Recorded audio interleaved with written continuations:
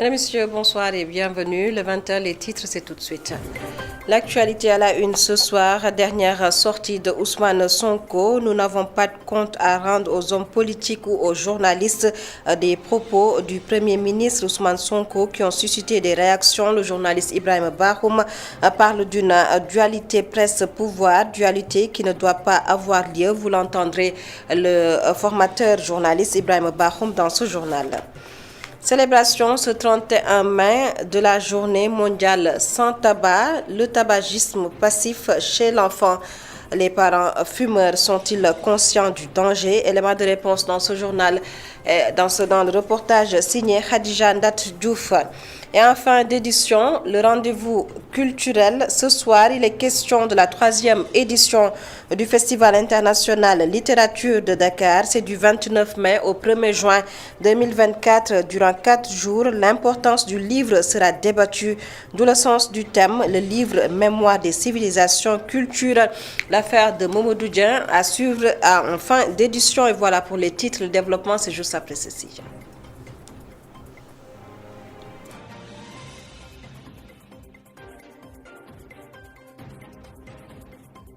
Venu à l'entame de ce journal, nous reparlons de cette sortie du Premier ministre Ousmane Sonko. Je cite, « Nous n'avons pas de compte à rendre aux hommes politiques ou aux journalistes », propos qui ont suscité moult réactions. Le journaliste formateur Ibrahim Bahoum parle d'une dualité presse-pouvoir, dualité qui ne devrait pas avoir lieu. Je vous propose de l'écouter, Ibrahim Bahoum, journaliste au téléphone d'Abraham Paul Pouya. On a entendu le président Ousmane Sonko dire, le Premier ministre Ousmane Sonko, dire qu'il n'avait de compte à rendre ni à des hommes politiques, ni à des journalistes. Bon, je comprends évidemment, c'est une boutade malheureuse, peut-être malheureuse parce qu'il aurait pu le dire autrement.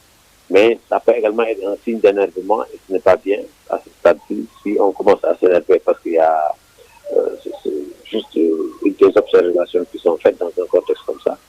On ne peut pas dire quand on est arrivé au pouvoir avec l'appui des médias.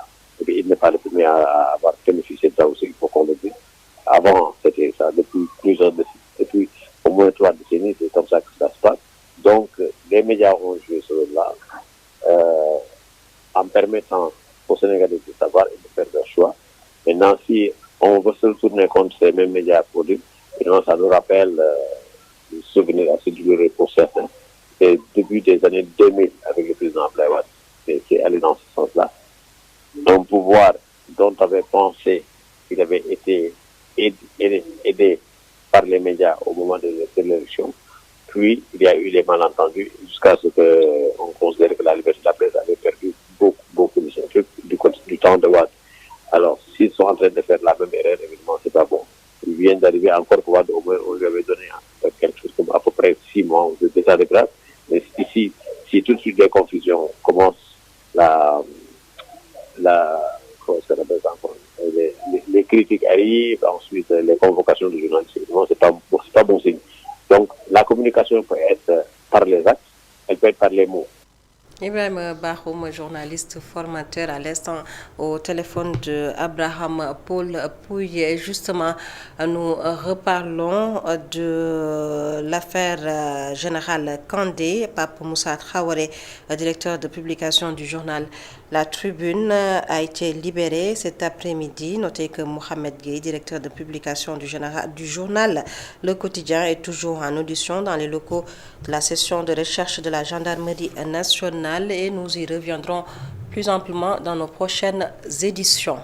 Opération Setal Sunu Réew, le président Bassirou Diomaye Faye lance la journée de nettoyage national, une journée Setal demain samedi 1er juin 2024, ce en prélude à la fête de la Tabaski, une initiative bien appréciée par les vendeurs de moutons et autres commerçants basés à Soumbédioune. Ils l'ont dit à notre reporter Fatimata Bintouba. foo nekk yaa ko mën a defar parce que àddina président da nga ko jiital rek waaye yow sa kër sa yaa ko war a set setal doo yow da nga war a sangu ba set mooy lépp si àddina La propreté avant tout, Maui, le vendeur de moutons, l'a bien compris. Il apprécie l'initiative du Cleaning Day. Pêcheur de profession, il confie qu'il a l'habitude de tout nettoyer avant et après l'installation. Parce que chaque jour, Nous avons l'habitude de nettoyer. Ce n'est pas une première. Demain, on va s'y mettre également. C'est ainsi qu'un pays marche. La propreté, c'est important.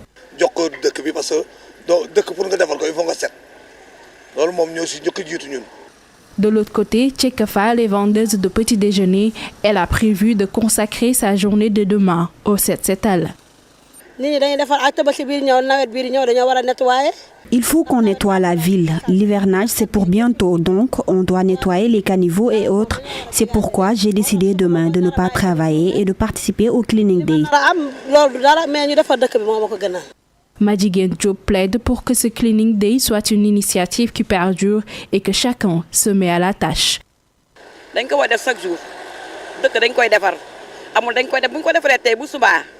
On doit le faire régulièrement et il ne faut pas hésiter à sanctionner ceux qui jettent leurs ordures dans la rue. Et après la tabaski, que chacun de nous nettoie aussi sa place. Nous ne devons plus attendre les autorités pour ça.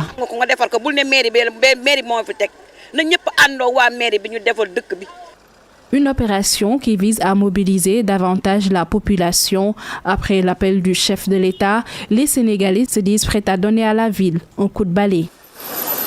Fatimata Bintouba, et nous parlons de tout à fait autre chose, enseignement supérieur, une stabilisation de l'année universitaire, le souhait des acteurs du secteur. Ils ont d'ailleurs entamé des concertations pour des solutions durables. Une nouvelle bien accueillie par certains étudiants de l'université Cheikh Anta Diop de Dakar, et pendant ce temps, d'autres sont restés sceptiques. Reportage à l'université Cheikh Anta Diop de Dakar, signé Mariama Diallo. Le ministre de l'Enseignement supérieur s'engage pour la stabilisation de l'année universitaire, une décision tant attendue par cet étudiant en licence 3, en lettres modernes. On devrait le faire beaucoup plus tôt parce que je trouve ça une décision assez importante. Ça nous arrange tous parce qu'on a vu, on voit les étudiants des écoles privées faire le cycle normal, la licence en 3 ans, master en 5 ans. Pourquoi pas nous alors? Réguler le calendrier universitaire, une bonne nouvelle pour cet étudiant en génie civil. Il affirme qu'avec ce changement, il pourra faire ses stages convenablement. Oui, c'est un grand plaisir pour nous en tant qu'étudiants motivés et nous souhaitons beaucoup quand même la régularisation de cette année scolaire pour qu'on puisse terminer nos études à temps et aussi pouvoir aller faire des stages, assurer nos vacances et ainsi de suite pour pouvoir faire des stages de longue durée, maximum 3 mois, parce que toutes ces années passées là, on faisait des stages de 1 mois ou bien maximum 2 mois quoi. Cependant, stabiliser le calendrier universitaire demande beaucoup de sacrifices selon Papa Chamdiaye à cause des retards notés dans les cycles. Il a préféré aller suivre une formation. De mon point de vue personnel, je ne crois pas. Parce que pour que cela puisse être, il va falloir que l'on assiste à une année blanche au Sénégal. Et je pense que les autorités ne sont pas encore prêtes pour que cela puisse arriver. Prenons l'exemple de certaines facultés comme faculté des droits. Les étudiants, au lieu de faire 3 ans pour avoir leur licence, ils sont obligés de faire 5 ans. Des concertations sont en cours pour résoudre les problèmes de l'enseignement supérieur, notamment la régularisation de l'année académique. Pour certains étudiants, cette décision aurait dû être prise depuis fort longtemps. Et pour un envol du système académique, l'État du Sénégal est dans la dynamique de prendre des mesures idoines. Une révélation du ministre de l'Enseignement supérieur, de la Recherche et de l'Innovation, Dr Abdourahmane Diouf, présidait ce matin l'ouverture du séminaire sur la stabilisation du calendrier économique et académique. Je vous propose de le suivre, Dr Abdourahmane Diouf. Ces propos sont recueillis par Muntaga Kana. Les étudiants sénégalais sont de moins en moins acceptés dans les universités étrangères. Et si l'un d'entre eux parvient à intégrer une université étrangère, c'est toujours au meilleur des cas au prix d'une année perdue. Les masters durent plus que de raison. La conséquence immédiate est que souvent, certains étudiants ne parviennent pas à s'inscrire aux différents concours nationaux pour avoir dépassé la limite d'âge. Le dernier, mais pas le moindre, c'est le coût financier qui est exorbitant. Les infrastructures sont utilisées tout au long de l'année, sans discontinu, donc sans aucune possibilité d'entretien et de réhabilitation. Les œuvres sociales sont également prises en charge toute l'année. Les enseignants, personnels administratifs et techniques et de services, ainsi que les étudiants sont sollicités sans répit. Dès lors, toute idée de vacances, de repos ou de se consacrer à ses travaux personnels devient illusoire. Mesdames et messieurs, face à cette situation, Son Excellence le Président de la République, Bassirou Diomaye Faye, a donné des orientations pour que des mesures urgentes soient prises et mises en œuvre pour la normalisation et l'harmonisation du calendrier académique. Le village de Khinin, dans la commune de Kermoussa, c'est dans la région de Thiès, a étraîné son CM, collège d'enseignement moyen, un don de la société Dangote Ciment. Et c'est dans le cadre de la RSE, responsabilité sociétale des entreprises.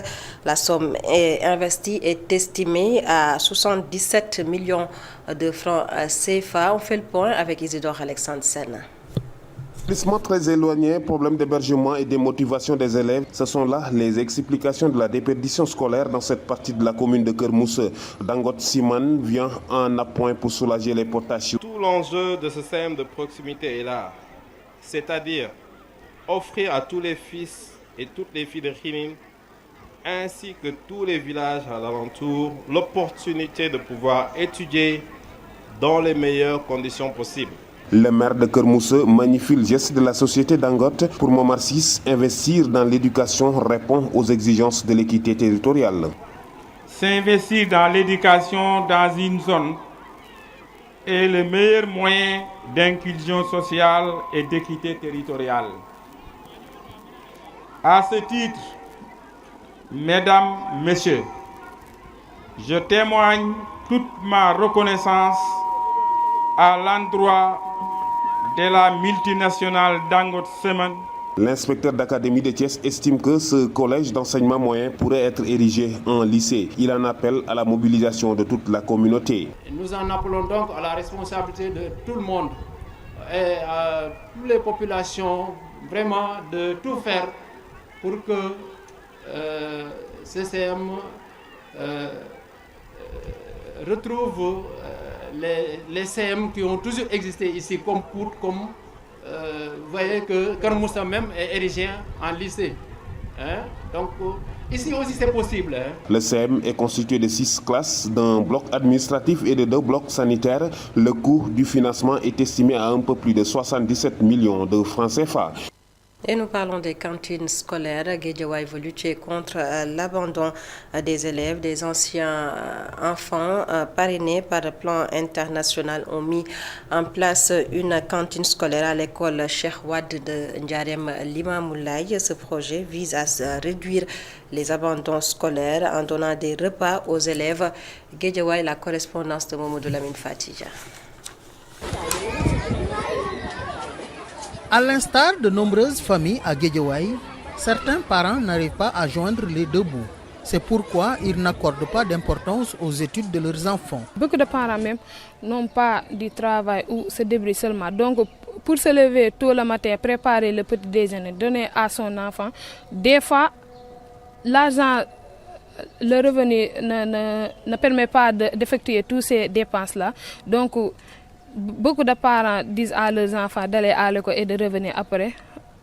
Au retour, les repas ne sont même pas encore finis, alors que l'élève doit retourner encore à l'école, étudier. C'est tellement difficile. Beaucoup d'enfants viennent à l'école sans avoir pris le repas à la maison, ce qui les pousse à abandonner leurs études, ajoute-t-elle. Pour lutter contre ces abandons scolaires, les anciens enfants parrainés de plan international ont mis en place une cantine scolaire à l'école Cheikh Wade de Ndiarème Limamoulaye à Guédiawaye, afin de soutenir les parents. Soit ils font que dormir en classe, ne peuvent pas se concentrer correctement, ce qui donne de mauvaises notes à ces élèves, ce qui poursuit à des abandons d'école. Parce qu'on sait tous que les élèves qui doublent 2 à 3 fois l'école, la classe, finissent par abandonner l'école.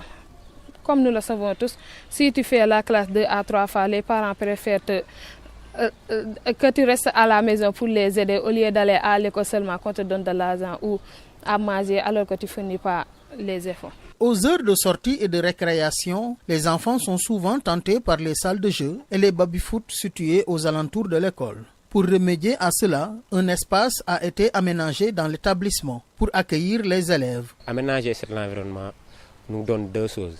D'habitude, les élèves sortent, il y a l'insécurité, il y a la route, il y a les violences ici, il y a aussi les élèves qui fréquentent les salles de jeu.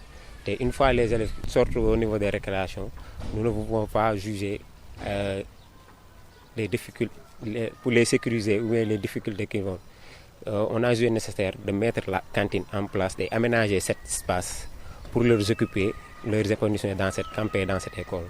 Ce projet vise à améliorer le bien-être des enfants à l'école. Une initiative des anciens enfants parrainés de plan international qui souhaite étendre cette action à d'autres établissements scolaires. Et je vous l'annonçais en début de journal, célébration ce 31 mai de la journée mondiale sans tabac, fumer, un choix personnel mais qui peut avoir des conséquences néfastes sur son entourage. Conscient de cela, des parents fumeurs évitent de fumer devant leurs enfants par peur d'une mauvaise influence ou de nuire à leur santé. Le sujet est signé Khadija Ndatouf. Fumer devant ses enfants. Un phénomène qui pourrait négativement influencer l'enfant, selon ce père de famille rencontré, Mohamed Ndiaye.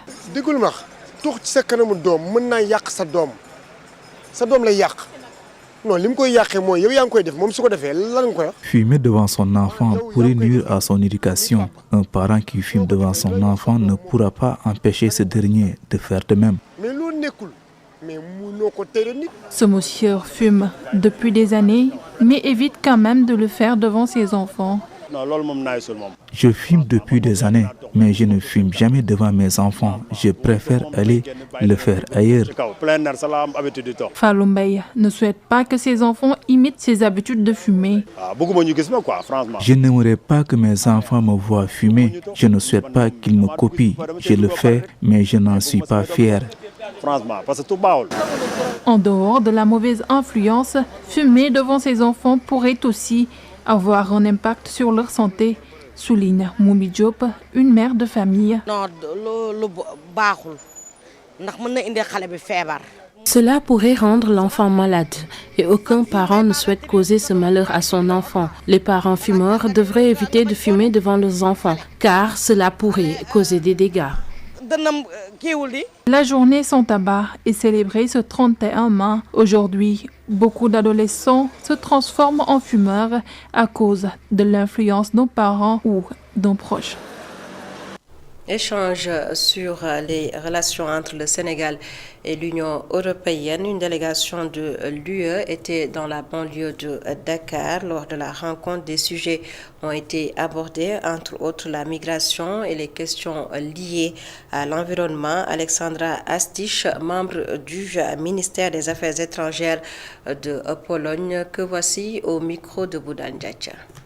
Donc le but de ces retrouvailles et de cette visite d'études de notre groupe au Sénégal était de effectivement entendre la voix de la jeunesse, leurs défis, leurs attentes, leurs aspirations, leurs angoisses aussi, tout ce qui les préoccupe pour les ramener avec nous soit à Bruxelles, parce qu'une partie des participants travaillent à Bruxelles, dans les représentations permanentes des pays membres de l'Union européenne, ou bien, comme moi, au ministère des Affaires étrangères. Donc, je suis vraiment ravie de pouvoir échanger avec eux, de partager et de connaître mieux leurs soucis pour que ensuite je puisse amener ces connaissances et ce nouveau savoir, les résultats de ce partage aux gens qui prennent la décision dans mon organisation. Et grâce à cette réunion, j'ai eu la chance de vraiment mieux comprendre la situation des jeunes. Qu'est-ce que vous avez compris réellement ? Qu'est-ce que j'ai compris ? Énormément. Surtout, je vois la jeunesse sénégalaise très très motivée, je les apprécie beaucoup. Je pense qu'ils peuvent vraiment servir comme un exemple pour la jeunesse du monde entier et aussi la jeunesse des pays voisins pour créer ensemble les meilleures politiques. Surtout la jeunesse sénégalaise, je les vois très motivés pour être impliqués dans la création active de politiques, de meilleures politiques pour une vie meilleure de tous les citoyens du monde entier. Donc voilà, je les félicite. Préparatif de la Ziara annuelle de Khombole, le CRD s'est tenu et des instructions ont été données par le gouverneur de la région pour une bonne tenue de l'événement religieux. La Ziara de Khombole est initiée depuis quelques années par le fils du défunt Khalif général des Tidjanes, Serigne Mansour Sy Borom Daradji. Et pour cette édition, la Ziara est prévue demain samedi 1er juin 2024. Je vous propose de suivre la réaction de Magaye Boye, le maire de Khombole, ici au micro de Isidore Alexandre Senna. La Ziara annuelle qui a lieu à Khombole, on vient de tenir aujourd'hui sous la direction administrative du gouverneur de la région de Thiès, le CRD consacré aux activités préparatoires de l'événement, mais également à l'implication de l'ensemble des services techniques, chacun en ce qui le concerne, dans sa participation à la réussite de cet événement.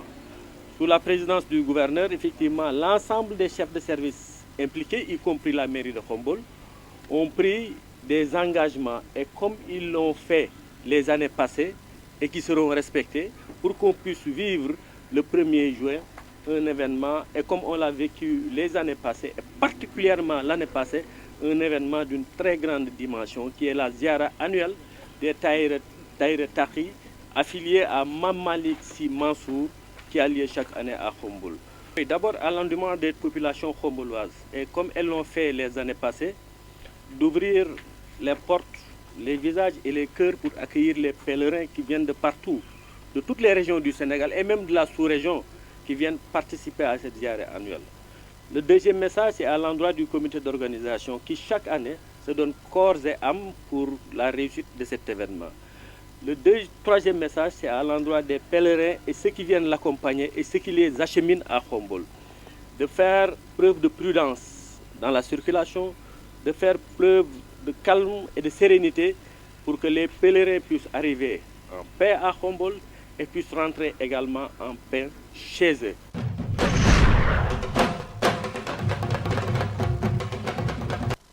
Et vous l'avez compris, Culture, la rubrique ce soir, la 3e édition du Festival international de littérature de Dakar. C'est du 29 mai au 1er juin 2024. Pour la leçon inaugurale, le professeur Koudi Kane est revenu sur la place que devraient occuper les langues nationales dans l'éducation. Et rappelons que le festival est une initiative de Abdoulaye Fodé-Ndione. La culture rubrique, on voit ça avec Mamadou Dian.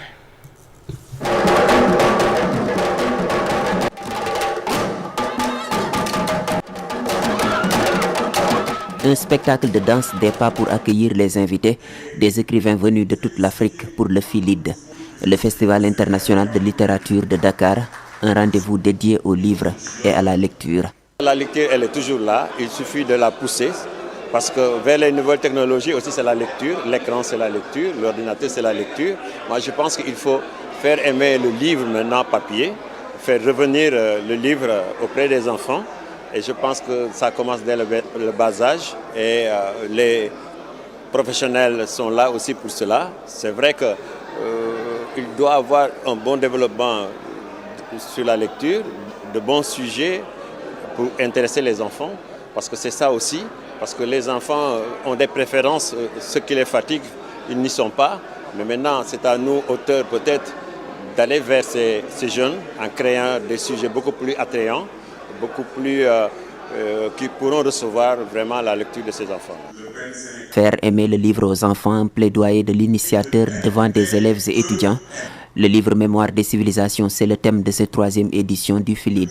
La leçon inaugurale, prononcée par la professeure Koudi Kane, dans son texte, elle encourage l'enseignement et l'apprentissage des langues nationales. Au XXIe siècle, sortir de la bibliothèque coloniale est une condition sine qua non pour bâtir une mémoire littéraire africaine, tout comme il y a la question des langues. Les langues par lesquelles nous nous exprimons au quotidien, les langues de nos publications sont encore inscrites dans l'héritage colonial, ce qui les oblige à véhiculer un mécanisme qui n'est pas souvent le nôtre. Ici, il est important de souligner le travail de Boubacar Boris Diop, écrivain sénégalais pour ne citer que lui, qui a publié des récits en langue wolof pour remettre au centre l'imaginaire du langage comme source de création. Cette incursion linguistique est une signature importante du patrimoine sénégalais qui permet de graver durablement le sens de l'écrit dans un ensemble qui forme notre collection littéraire.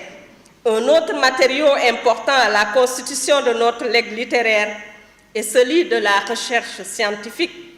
Explorer les témoignages littéraires de nos écrits est une phase significative de la reconquête de notre histoire. Leçon inaugurale dite par la professeure grâce à une collaboration avec l'Université de Dakar, le département des lettres modernes.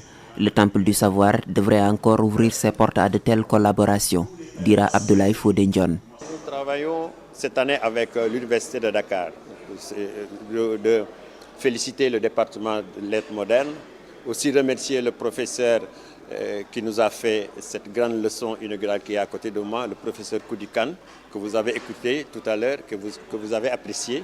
Et je pense que des collaborations comme ça devraient avoir plus le jour pour nous permettre, nous, d'aller vers l'université, d'aller vers ces grands professeurs qui sont dans la littérature pour nous permettre, nous aussi, d'avancer. Parce que nous avons besoin de ces grandes personnes pour nous aider à avancer dans ce que nous faisons. Le Festival international de littérature de Dakar, c'est 3 jours de panel sur des thèmes littéraires, le livre et la lecture.